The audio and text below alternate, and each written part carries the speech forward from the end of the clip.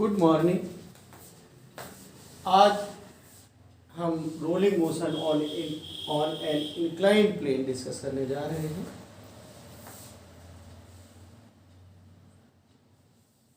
Rolling motion हम already बता चुके हैं कि combined motion of rotational and translational motion है। हम पहले पढ़ चुके हैं कि कंबाइंड मोशन में total energy in case of combined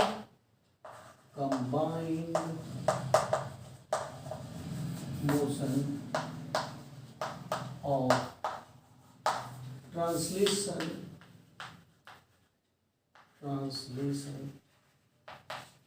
and rotation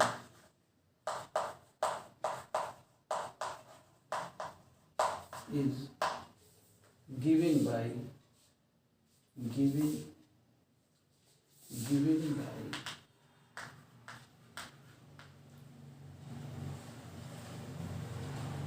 K total equal to half mv square 1 plus k square upon R square. इनके जो यूजुअल मीनिंग्स हैं वो आप पहले से जान चुके हैं। जो रोटेटिंग बॉडी है उसका मास m है, उसकी जो लीनियर वेलोसिटी है वो v है, और k जो रोल कर रही है बॉडी उसकी रेडियस ऑफ गायरेशन है, r उसकी रेडियस है। ये आप अच्छे से पहले वीडियो लेक्चर में जान चुके हैं। अब हमने जो हॉरिजॉन्टल सरफेस थी उसके लिए ये एक्सप्रेशन ऑलरेडी डिराइव किया था। अब हमने जैसा कि सिलेबस में मेंशन्ड है, motion combined motion of translation and rotation on an inclined plane, हमने ये इंक्लाइंड प्लेन बनाया हुआ है।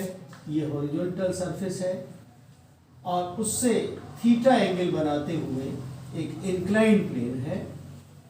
इस पे एक बॉडी का शेप हम अभी डिफाइन नहीं कर रहे हैं। Body capable of rolling on an inclined plane I have considered here. The radius of this rolling body is r, mass is m। हमने इसको रेस्ट में किसी तरीके से रोक रखा है। जैसे ही आप छोड़ेंगे, let us consider u equal to 0 है, और यहां पे आके इसकी वेलोसिटी, यहां पे फाइनल वेलोसिटी v हो जाती है। यहां पे मैं दिखा रहा हूं, ये फाइनल वेलोसिटी v है। ये ध्यान रखें कि यहां पे रुकी हुई है, u इक्वल टू 0 है। अब इस दौरान हुआ क्या? Let us consider the distance on inclined plane traveled is s. The vertical height changes its level by h. तो ये तो पहले ज्योमेट्री से हम एक रिलेशन यहीं पे लिख ले रहे हैं। ये इंक्लाइंड प्लेन है। ये क्या है? ये प्लेन इंक्लाइंड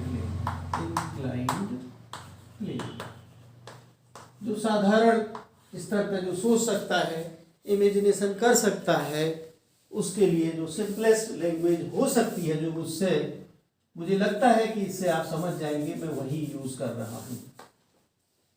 फिगर आप समझ गए होंगे। अब एक रिलेशन आप देख लीजिए कि h अपॉन s क्या है इस ट्राइंगल में। ये ट्राइंगल बन रहा है, ये एंगल अगर थीटा है तो ये एंगल भी थीटा ही होगा। h अगर ये एंगल सोन है, ये हाइपोटेनस है, या हिंदी वाले इसको कर्ण या विकर्ण बोलते हैं, ये हाइट है, ये मतलब हॉरिजॉन्टल सरफेस वाली डिस्टेंस है। इसको हमें दिखाने की जरूरत नहीं, इसलिए मैं नहीं दिखा रहा हूं। h upon s equal to perpendicular upon hypotenuse. ये बेस हो गया, ये परपेंडिकुलर हो गया, ये हाइपोटेनस या उसका कर्ण है। तो ये साइन थीटा है, साइन थीटा के बराबर, और H equal to S sine theta, ये रिलेशन एक आप डेवलप करेंगे, जिसको हम यूज करेंगे आगे। From the figure you can know this relation, how it is here. ये एस हमने स्मॉल एस लिया है, स्मॉल एस ले लेते हैं। दूसरा ये फिगर हम ये इक्वेशन टोटल एनर्जी का, इसको यूज करना है। अब अगर इसमें मोशन है तो इक्वेशन ऑफ मोशन हमें यूज ही करनी पड़ेगी। इनिशियल वेलोसिटी 0 है, फाइनल वेलोसिटी v है, इस बीच में जो डिस्टेंस ट्रेवल्ड है वो s है, लेकिन यहां पे जो मोशन हो रहा है ये वर्टिकल हाइट के हिसाब से हम कंसीडर कर रहे हैं। अब हाइट का डिफरेंस आता है तो क्या होता है, there is loss of potential energy है from the principle of conservation of, या law of conservation of energy. बस ये केवल ध्यान रखना है।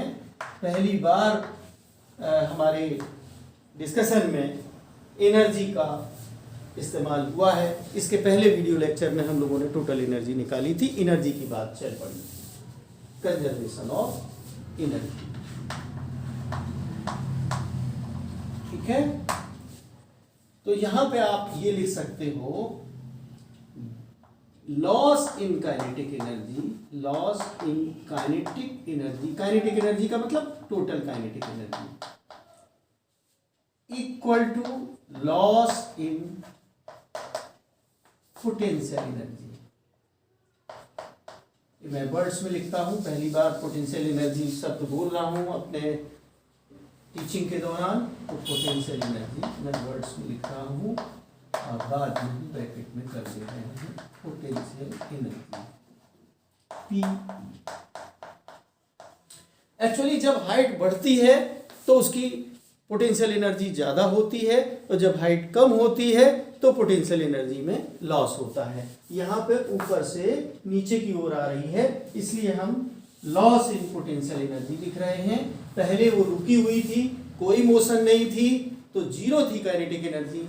अब यहाँ पे जो काइनेटिक एनर्जी है वो ये होगी, कौन सी होगी, चूंकि ये कंबाइंड मोशन है तो यही वाला formula half M V square नहीं लगेगा, इसमें रोटेशनल वाला part half M V square into K square upon R square है, लीनियर वाला part half M V square है। दोनों को हमने कंबाइन करके, जैसा कि पिछले वीडियो लेक्चर में देखा था, हमने ये इक्वेशन ड्राइव किया था। तो लॉस इन काइनेटिक एनर्जी क्या हुआ, लॉस इन काइनेटिक एनर्जी ये हमने गलत लिखा है, जिसको हमें मिटाना पड़ेगा। ये हुआ gain in kinetic energy, I am sorry for it. Gain in kinetic energy equal to loss in potential energy. Actually मुझे लग रहा है कि डस्टर हमने इस समय यूज नहीं किया है। वेयर इज डस्टर, मैं कोई कपड़ा ले लेता हूँ, पता नहीं कहाँ पे हमने रख दिया है। तो ये हमने लिख दिया है, ये मैं मिटाई दे रहा हूँ, आगे की जो है राइट अप लिखने के लिए इसको फ्री कर रहा हूँ। तो अब आप देखिए, इसमें हमने क्या किया है, गेन इन काइनेटिक एनर्जी पहले लिख दिया है, लॉस इन पोटेंशियल एनर्जी बाद में लिख दिया है, लेकिन यहाँ के डेरिवेशन के हिसाब से ये हमको लेफ्ट हैंड साइड में लिखना चाहिए था। मैं दोबारा लिखता हूँ, in the process there is a loss in potential energy, और इसी की कॉस्ट पे जो कंजर्वेशन ऑफ एनर्जी है, ये गेन इन काइनेटिक एनर्जी हुआ है, गेन इन काइनेटिक एनर्जी ये। अब जो लॉस इन पोटेंशियल एनर्जी है वो आप क्या, वो फॉर्मूला तो चेंज होना नहीं है। अगर मास m है, एक्सीलरेशन ड्यू टू ग्रेविटी जहां पे भी ये इंक्लाइंड प्लेन है वो g है, तो ये फॉर्मूला आप पहले से जानते हैं, पोटेंशियल एनर्जी का mgh हमने लिख दिया है। गेन इन काइनेटिक एनर्जी जो हमने अभी फॉर्मूला लिखा था, half mv square 1 plus k square upon r। बस ये इक्वेशन आपने समझ ली है तो सब कुछ समझ लिया है। ये जो भी इक्वेशन नंबर पड़ी हो, मैं इक्वेशन नंबर पे नहीं जाता, ये हमने देख लिया है। तो जो वर्टिकल हाइट है ये हम लिख सकते हैं m कैंसिल हो गया और h equal to v square by 2 1 plus k square upon r square. अगर ये यहाँ पे मोशन में नहीं थी तो काइनेटिक एनर्जी 0 थी। तो final kinetic energy minus initial kinetic energy, ये डिफरेंस यही आएगा। -0 करोगे तो ये। तो इस तरीके से हमने गेन इन काइनेटिक एनर्जी ये लिखा है, ये आप समझ गए होंगे। अब आप इसमें बहुत सारी सिंपल सी बातें और देखेंगे कि जो H हमने लिखा है वो हम जो H हमने लिखा है वो S साइन थीटा के बराबर है। मैं यहाँ S साइन थीटा सब्स्टिट्यूट कर रहा हूं, लिख दूं। Substituting value of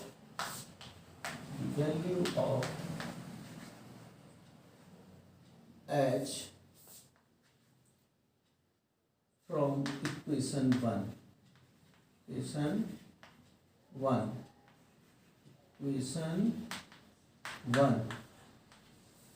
we have S sin theta,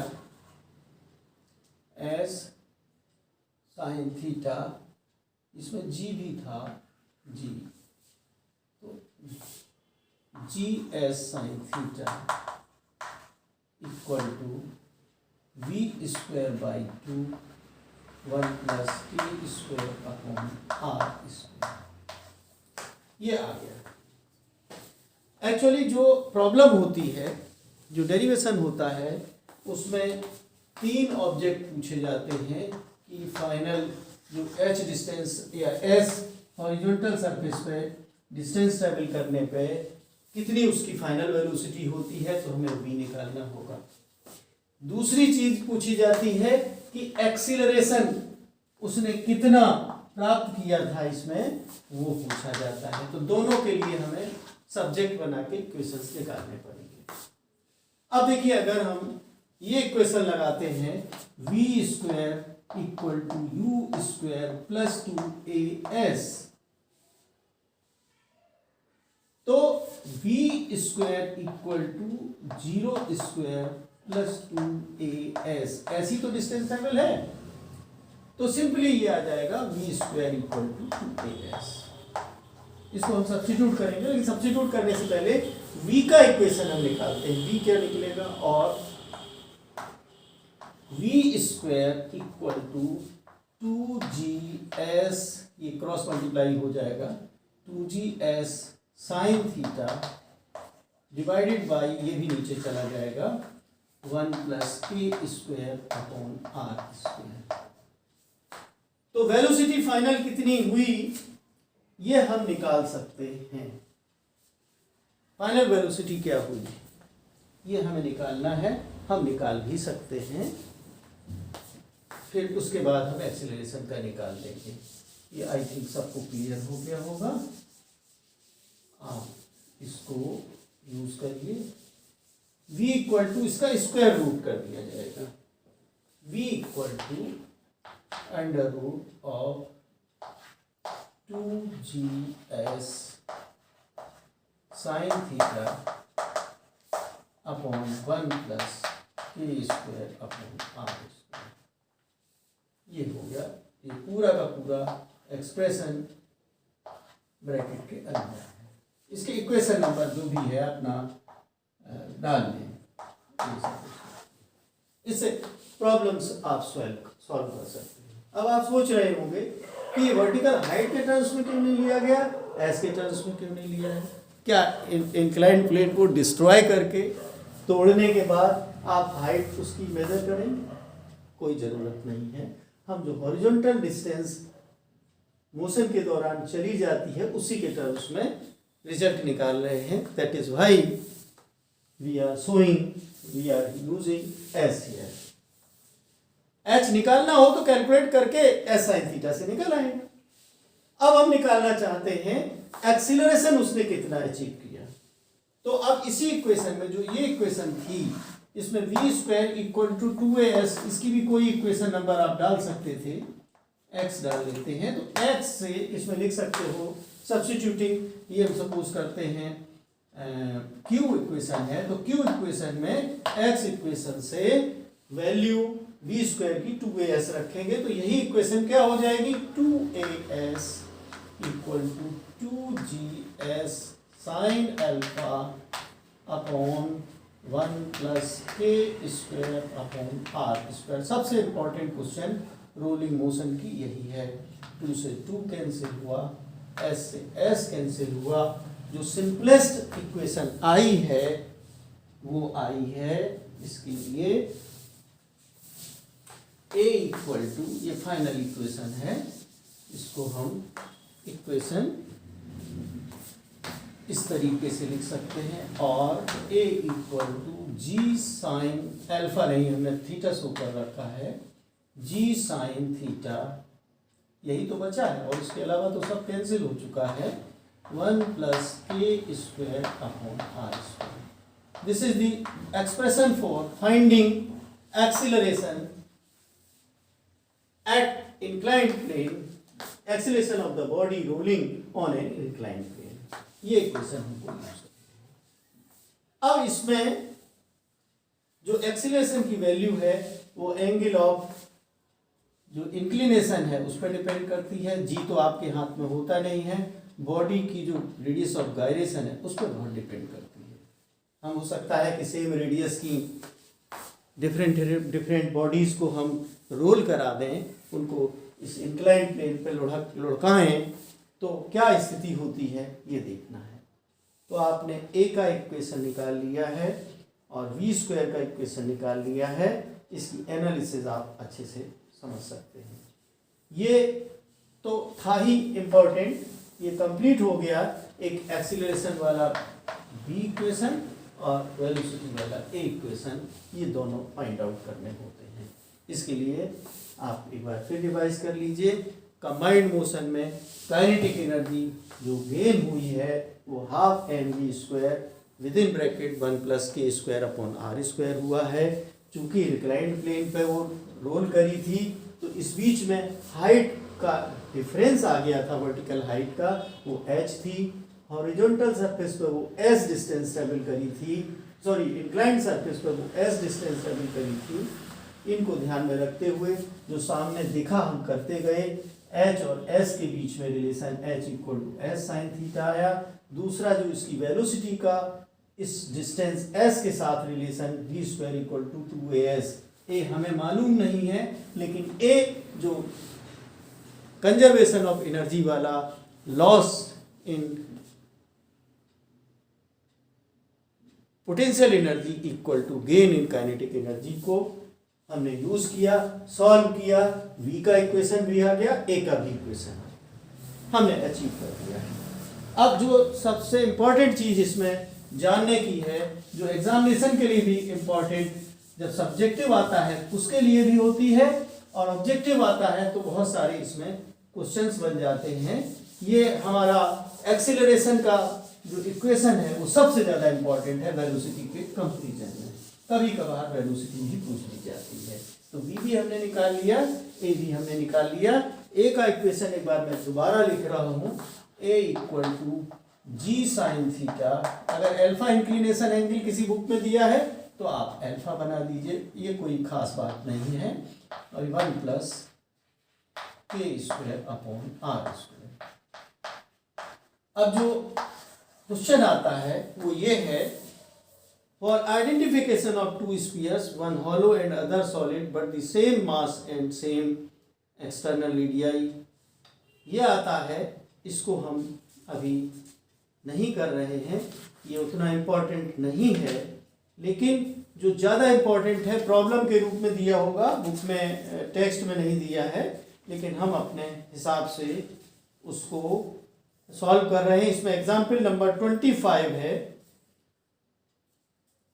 उस एग्जाम्पल 25 है सॉल्व एग्जाम्पल, उसको मैं करके दिखा रहा हूँ। सॉल्व एग्जाम्पल 25 आपकी जेसी उपाध्याय बुक में है, उसको मैं सॉल्व कर रहा हूँ। उसको देख लीजिए, इंपॉर्टेंट है। ये हम टॉपिक की तरह मान के चल रहे हैं, ना कि प्रॉब्लम की तरह। इसमें क्वेश्चन है स्फीयर, स्फीयर, दूसरा है डिस्क, तीसरी है स्फेरिकल सेल, सेल, फिर एक रिंग है, फिर है सॉलिड सिलेंडर, सॉलिड सिलेंडर।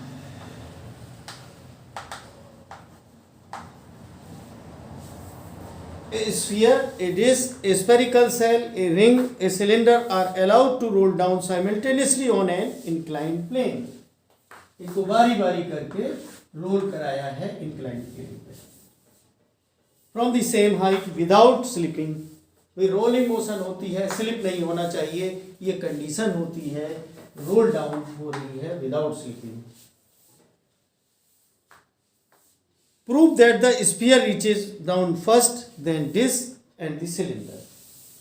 सबसे पहले ही कह रहे हैं स्फीयर पहुंचेगा, फिर डिस्क और सिलेंडर एक साथ पहुंचेंगे। Disc cylinder, disc cylinder, disc plus cylinder, ये दोनों एक साथ पहुंचेंगे। उसके सेकंड यानी रेस हो रही है, उसमें पहले नंबर पे गोल्ड मेडल वाला काम कर रहा है। स्फीयर को गोल्ड मेडल मिलेगा, गोल्ड मेडल मिलेगा, इनको सिल्वर मेडल मिलेगा, सिल्वर मेडल मिलेगा, सेकंड पे आएंगे। और उसके बाद ये कह रहे हैं then the disc and the cylinder, next the shell and in the last the ring. उसके बाद इन्होंने कहा and the cylinder, next the shell, shell का मतलब हुआ स्फेरिकल सेल।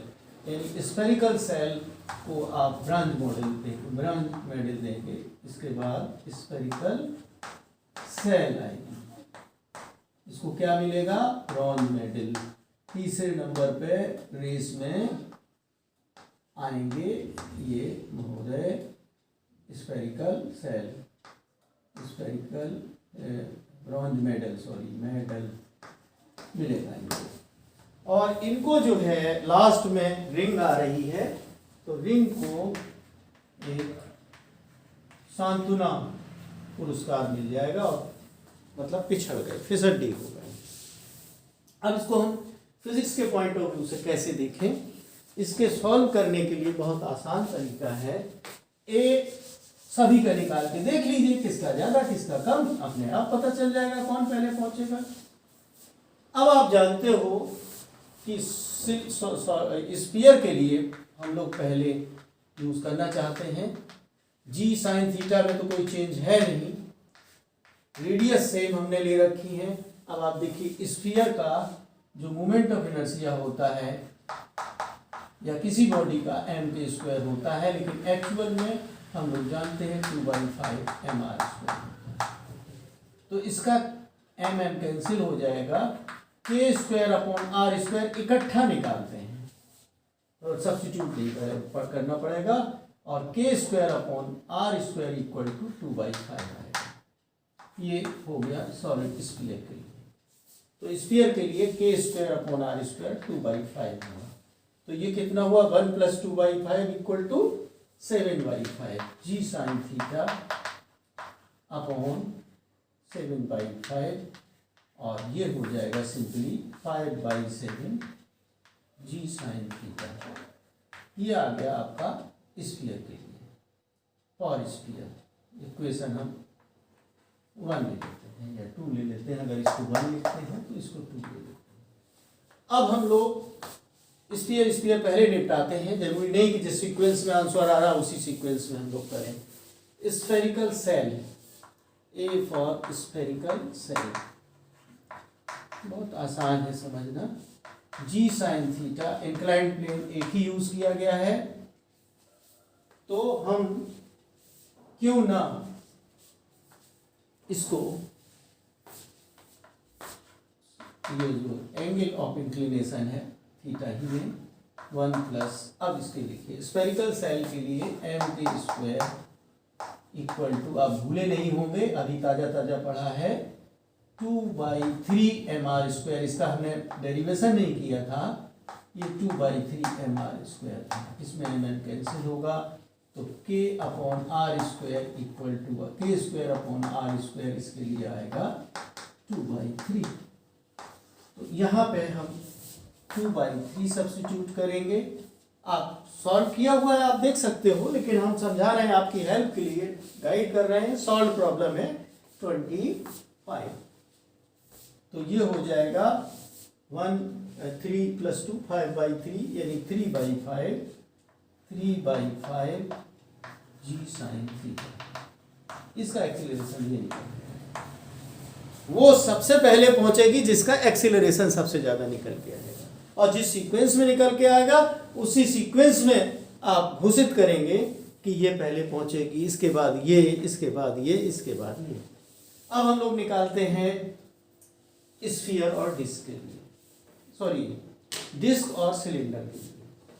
तो डिस्क और सिलेंडर का हमने, डिस्क का भी ½ mr² होता है और सिलेंडर का भी ½ mr² होता है, अगर axis of rotation axis of the cylinder है। तो दोनों के लिए एक ही फॉर्मूला है, एक ही साथ कर देता हूं। और डिस्क एक्सिस ऑफ रोटेशन आप समझ रहे हैं, हम बहुत एक्सप्लेनेटरी लिखने के लिए बहुत बड़ा ब्लैक बोर्ड नहीं है। और डिस्क एंड द सिलेंडर जो भी रही होगी, रेडियस एम के स्क्वायर इक्वल टू ½ mr²। ये मोमेंट ऑफ इनर्शिया का एक्चुअल फार्मूला है, ये थ्योरेटिकल फार्मूला है फॉर एनी बॉडी। तो एम एन कैंसिल हुआ और k² upon r² equal to 1/2। तो आप एक्सीलरेशन और डिस्क ऑब्लिक सिलेंडर आप फॉर्मूला जानते थे इसलिए लिख दिया जी साइन थीटा, और हमने 1 प्लस k² अपॉन r² 1/2 आया, तो ये 3/2 हुआ। जब ऊपर जाएगा 2/3 जी साइन थीटा, ये 4। अब केवल एक चीज बची है, वो है रिंग के केस में आप अच्छे से जानते हो mr² होता है perpendicular to the plane of the ring के अबाउट, जो भी एक्सिस कंसीडर की जाती है उसके अबाउट उसका मोमेंट ऑफ इनर्शिया mr² होता है। और रिंग, या इसको बुक में मैं जानबूझ के लिख रहा हूँ, बुक भी लिखा होगा किसी क्वेश्चन में, तो आप रिंग का ही फॉर्मूला लगा के उसको सॉल्व करें। तो इसके लिए m² equal to mr², m k² upon r² equal to 1। Now you substitute, ये फॉर्मूला तो हमने यूज कर ही लिया है, तो इसको मिटा देते हैं, यहीं पे रिंग का लिख देते हैं। रिंग का लिखने के लिए बहुत जगह चाहिए, हमने लिख दिया। Acceleration for ring equal to G sine theta, ऊपर रहेगा 1 प्लस, अब तो आपको ये फॉर्मूला रट जाना चाहिए, अब तक नहीं रटा है तो धीमे धीमे दिमाग में रट लीजिए कि जो कंबाइंड मोशन होता है उसमें kinetic energy ½ mv² with in bracket 1 plus k² upon r² होती है। इसीलिए इसी तरीके से एक्सीलरेशन का फॉर्मूला भी रट लीजिए, a equal to G sine theta upon 1 plus k² upon r² होता है। तो ये 1 प्लस k² अपॉन r² की जगह 1, यानी 1/2 जी साइन। ये हमारी इक्वेशन नंबर 5 आ गई। 5 टाइप की हमने 5 कहाँ, बॉडीज अगर देखी जाए तो उस इक्वेशन को अलग कर दीजिए, 1 2 3 एंड 4 हो गई है, 4 प्लेस हमारे पास हैं देने को।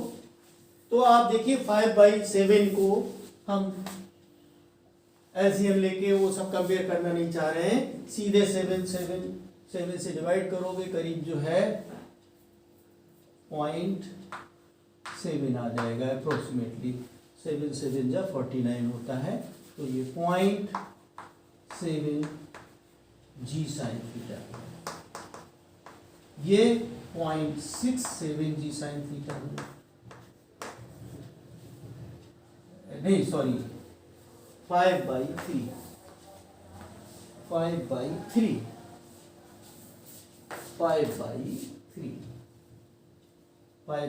तो 0.6 है, सिंपली 0.6 जी साइन थीटा, 0.6 जी साइन थीटा, और ये वाला 0.32 से डिवाइड करोगे, 3 6 18 फिर 18 तो 0.67 जी साइन थीटा, और ये 1/2 जी साइन थीटा का मतलब हुआ 0.5 जी साइन थीटा।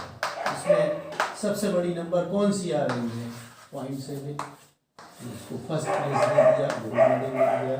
उसके बाद सेकंड हाईएस्ट 0.67 है, इसको सेकंड मिल गया, इसको हमने सिल्वर मेडल दे दिया। थर्ड हाईएस्ट वैल्यू है वो 0.6 की थी, ये थर्ड प्लेस आ गया, और जो सबसे कम है तो ये फोर्थ प्लेस आ गया, ये फोर्थ प्लेस आ गया।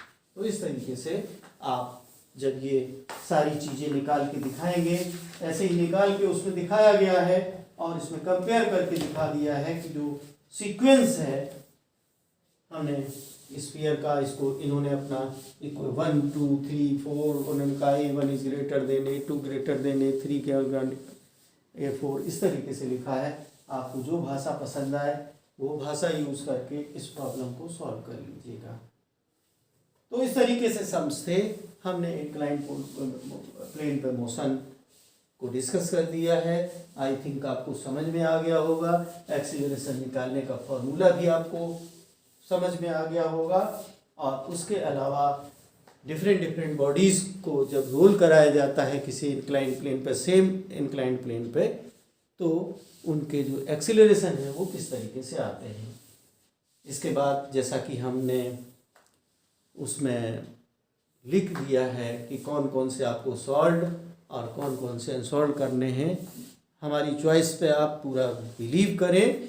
आपको सिर्फ इतने ही क्वेश्चन करने में 100% क्वेश्चंस आपको एग्जामिनेशन में मिलेंगे, इसलिए हमने बहुत सोच समझ के टिक करवाए हैं क्वेश्चंस, और प्रैक्टिस के लिए उतने काफ़ी हैं। अब मैं एक बार फिर लिखने जा रहा हूँ उस फॉर्मूले को, और उसको बारीकी से देखते हैं, कुछ ना कुछ फिजिक्स उसमें से भी निकलेगी, इसलिए मैं लिखने जा रहा हूँ। मैं दोबारा, मुझे कुछ ऐसा विचार थॉट आया है कि शायद उसमें हम बताने लायक कोई चीज़ और सामने आपके रख सकें या बता पाएँ। इसमें हमने एक्सीलरेशन का फॉर्मूला देखा, g sine theta upon 1 plus k² upon r²। इसमें देखिए मास एब्सेंट है, इसका मतलब है बॉडी के शेप पे डिपेंड करती है, मास पे डिपेंड नहीं करती। छोटी छोटी सी बातें ये भी थ्योरेटिकल ऑब्जेक्टिव क्वेश्चंस के लिए जरूरी होते हैं। उसके अलावा क्या है k और क्या r है, सीधे सीधे उस पर डिपेंड करके जो रेशियो है वो k² अपॉन r² पर डिपेंड करती है। ये बहुत ही इंपॉर्टेंट फैक्ट है। इसमें एंगल ऑफ इंक्लिनेशन अगर ज़्यादा होता जाएगा वैसे वैसे एक्सीलरेशन बढ़ता जाएगा। हालांकि साइन थीटा के डायरेक्टली प्रोपोर्शनल है, सीधे थीटा के नहीं है। ये ध्यान रखें कि जो हमने सिंपल हार्मोनिक मोशन में जी बार पेंडुलम की इन एंड अबाउट करके हमने वीडियो डाला था, उसमें वहाँ पे वीडियो बड़ा हो रहा था, जो भी स्थिति रही थी उस समय हमने नहीं बताया, डिस्कस कर पाए थे। Theta equal to sine theta equal to जो सीरीज होती है theta minus theta square cube upon factorial 3 plus theta power 5 upon factorial 5, जो भी मतलब इक्वेशन है, इसमें ध्यान रखें कि ये थीटा इज इन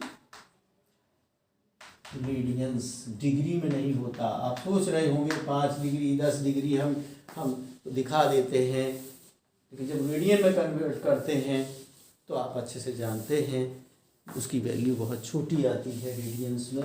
तो रेडियंस में कंसीडर करते हैं, उससे sine theta equal to theta करते हैं, तो उसके साइन थीटा के डायरेक्टली प्रोपोर्शनल है।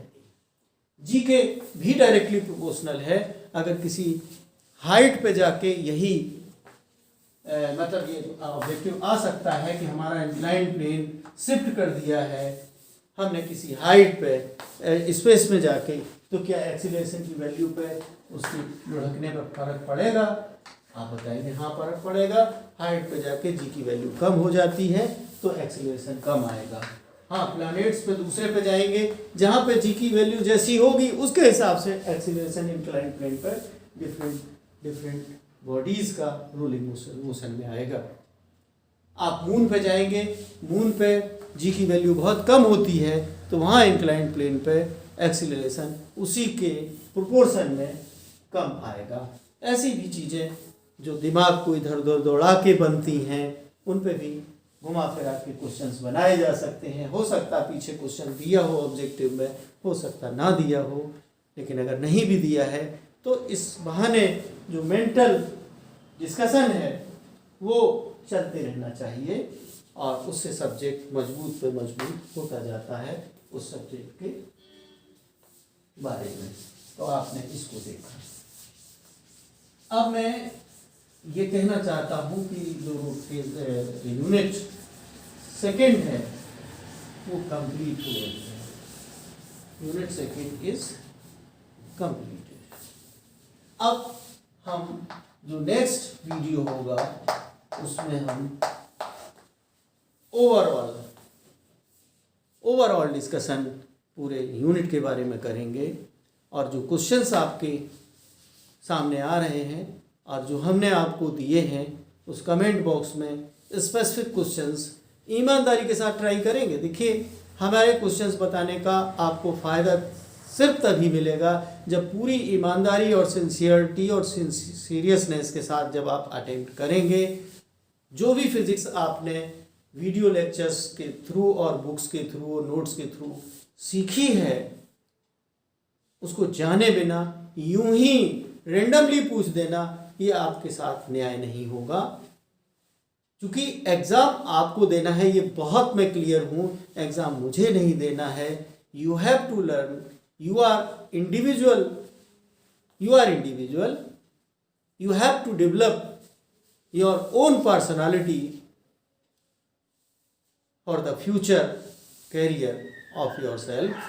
कैरियर का मतलब सिर्फ सर्विस ही नहीं होती है, कैरियर का मतलब होता है ओवरऑल जो पर्सनालिटी सिर्फ जो दिखाई देती है इस फिजिकल बॉडी के रूप में वही नहीं होती है। ऐसे तो बहुत बड़े लंबे चौड़े लोग सड़क पे दिख जाएंगे, रिक्शा चलाते हुए दिख जाएंगे, क्या वो पर्सनालिटी सिर्फ देखने भर से पता चल जाती है? वही एक छोटे से, चाहे लाल बहादुर शास्त्री रहे होंगे, चाहे वो और भी रहे हैं, बहुत सारे एग्जाम्पल्स हैं। आपको अपने ज्ञान से, अपनी समझ से पर्सनालिटी डेवलप करनी है और जो छोटे छोटे जो पॉइंट्स होते हैं वही आपको ले जाके आगे खड़ा करते हैं। तो आपको अपने ज्ञान की पर्सनालिटी डेवलप करनी है। आपको दूसरों से बोलने, चलने, फिरने का जो एक सिस्टम इस समाज में चला है उससे वो अपनी इंडिविजुअल पर्सनालिटी जो आपको स्वयं में आपके अंदर मौजूद है उसको नहीं डेवलप करते हैं, वो अपने साथ धोखा करते हैं।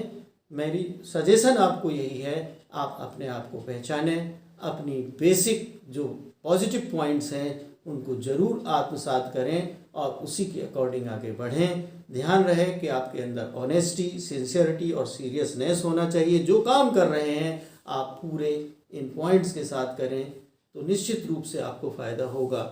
मैं दिवाली में अपने फिज़िक्स डिपार्टमेंट की प्रोफाइल को अपलोड करूंगा। आप देखेंगे कि हमारे यहाँ से इसी पीपीएन कॉलेज में जिन बच्चों को हमने स्वयं पढ़ाया है वो कितनी कितनी ऊंची पोस्ट पे पहुँचे हैं। इसको आप हल्के में न लें।